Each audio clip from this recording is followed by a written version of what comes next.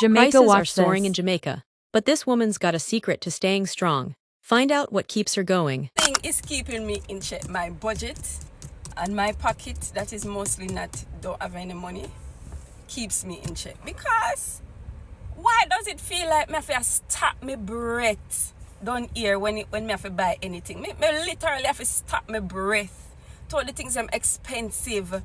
Me have to stop my breath and swallow my spit because the things them is so expensive down here. Sorry, please, my begging about drive down and look for Honda Fit because I tell you, we cannot afford it. Guys, you know, Sister Jamaica get out of our pockets. Like there's a store over Portmore Super 11 when they just launched. I tell you, you could have come over here, come pick up some 1 and 2 items and stuff like 1,000, 1,200, 2,000, you know. Come back over here, so I shop my love.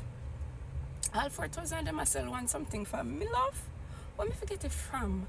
I'm going upstairs. I go get local fried rice, my stomach, and go back to my yard. Because I not make no stress me out. Because uno can do better.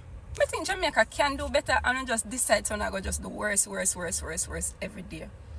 Because why should I be out here stopping my breath? Why should I be out here I clutch my purse? Because uno price them I kill me out here. Uno need to stop it. We need to stop it and make Jamaica a little bit more affordable for the low income people them and the no income people them. Nobody thing say it's just high income people alone live in Jamaica. We cannot afford it. Cut it out.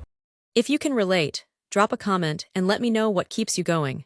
Don't forget to like and subscribe for more real stories from Jamaica.